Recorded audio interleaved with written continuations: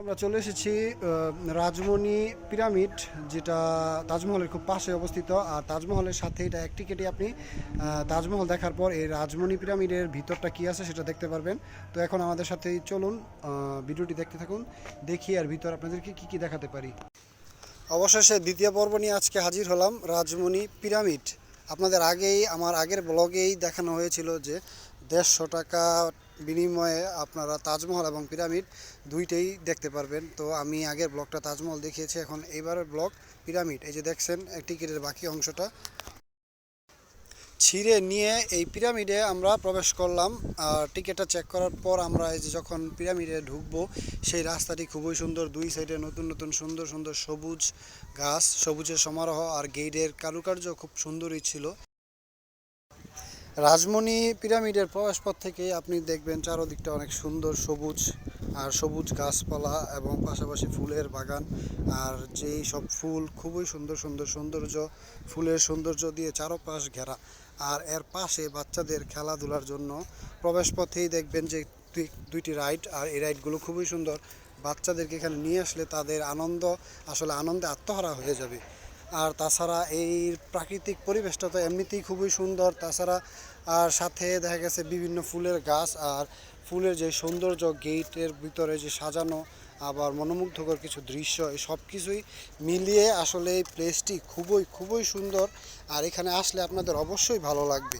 এটাই হলো মিশরের পিরামিড আকৃতির অবিকল পিরামিড। আর মিশরের যে পিরামিডের অনুকরণে রাজারানীদের মৃতদেহের মমি, পোশাক ও অলংকার এখানে রাখা আছে। এদিক দিয়ে প্রবেশ পথ, দেখি ভিতরটা কি কি দেখা যায়। সিঁড়ি দিয়ে নেমে একটু নিচে গিয়ে এটা একটা আন্ডারগ্রাউন্ড একটা রুম আছে। এই রুমটা পুরোই অন্ধকার।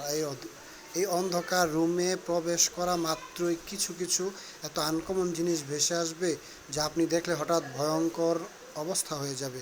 দেখুন, মমি রাখা আছে। মমি মানে মৃত দেহ। আসলে এগুলো তো অরিজিনালি মৃতদেহ না, মৃতদেহের অবিকল অনু প্রতিকৃতি। যাই হোক, এগুলো হচ্ছে আগলা দিনকার রাজা বাদশাদের যেরকম পিরামিডের ভিতরে তাদের মমি করে রাখা হয়, ঠিক সেম অবিকল তেমন অনুকরণীয় প্রতিকৃতি, যা দেখতে অবিকল মমির মতোই।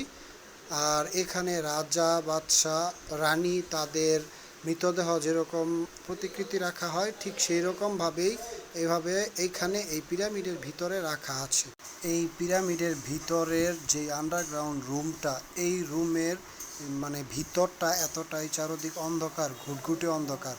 আর শুধু যে মমিগুলো রাখা আছে সেখানে কিছুটা লাইটিং, আর এই লাইটিংয়ের কারণে আর অন্ধকারের কারণে পুরো পরিবেশটা একটা ভৌতিক অবস্থা দেখা যায়।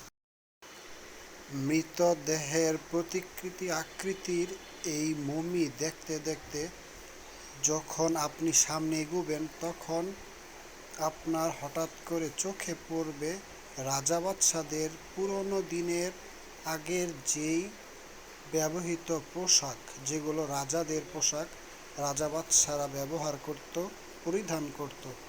রাজা বাদশাদের পাশাপাশি রানীদেরও কিছু পোশাক আছে। তারপর কিছু কিছু অলংকার যেগুলো রাজা রানীরা তাদের দেহে ধারণ করত, এই সব কিছুই আপনি পেয়ে যাবেন এই পিরামিডের গুহার ভিতরে। আর আপনি হঠাৎ করে দেখতে দেখতে মনে হবে যে আপনি হয়তোবা সেই পুরনো আমলে চলে গিয়েছেন, কেননা এত সুন্দর সব কিছু জিনিস, সব কিছুই সাজিয়ে গুছিয়ে এই পিরামিডের ভিতরে রাখা আছে, যাতে করে আপনি সব দেখে নিতে পারেন।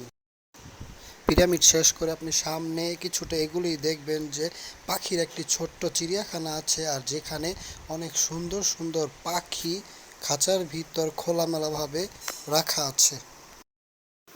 আপনি এই পাখির খাঁচার ভিতরে আপনি প্রবেশ করতে পারবেন মাত্র 20 টাকা সমমূল্যের একটি টিকিটের বিনিময়ে। আর এর ভিতরে প্রবেশ করে আপনি খরগোশ দেখতে পারবেন, যেগুলো পালিত হয় এই ছোট্ট চিড়িয়াখানায়। আর এর পাশে বিভিন্ন প্রজাতির পাখি তো দেখতেই পারবেন। তার সাথে সাথে আপনারা সেই 20 টাকা সমমূল্যের টিকিটের টাকা দিয়ে পাখিকে নিজের হাতে ধরে খাইয়ে দিতে পারবেন এবং কিছুক্ষণ ছবিও তুলতে পারবেন। খুব সুন্দর দৃশ্য।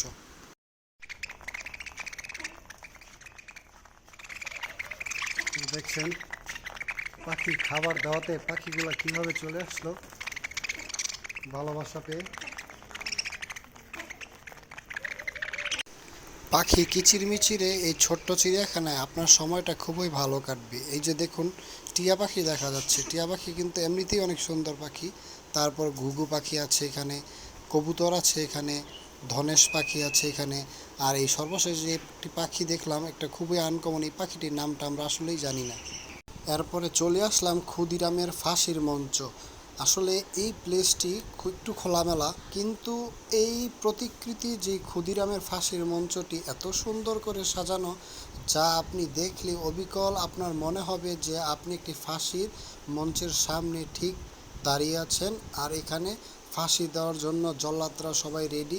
আর আপনারাও দর্শক হিসেবে এখানে দেখতে পাবেন যে কখন কিভাবে ফাঁসি দেওয়া হয়, এরকম একটা ফিল পাওয়া যায়। বেহুলা এবং লক্ষিন্দরের কথা আপনারা কম বেশি সবাই জানেন। আমরা এবার চলে আসলাম বেহুলা এবং লক্ষিন্দরের বাসর ঘরের সামনে। আর যেখানে এত সুন্দর করে সব কিছু সাজানো, আর লাইটিংটাও জাস্ট জোশ ছিল। আসলে কি বলবো মামা, কোথায় যে চলে আসলাম কিছুই বুঝতে পারতেছি না, এত সুন্দর সুন্দর দৃশ্য এখানে। सांधी सी है सावन की झड़ी है ख्यालों में तेरी यादों की लड़ी मसरूफ इश्क तेरे अल्फाज महके से है दिल और जज्बात ओ मसरूर है सांसों की। সো ফ্রেন্ডস, আজকে এই পর্যন্তই। আপনাদেরকে যতটুকু পেরেছি দেখানোর চেষ্টা করেছি। আপনাদের যদি ভিডিওটি একটুও ভালো লেগে থাকে তাহলে আমার এই পেজটি ফলো দিয়ে আমার পাশে থাকবেন। আর নেক্সট টাইম যেসব ব্লগগুলো দিব সেগুলো দেখার চেষ্টা করবেন ইনশাআল্লাহ।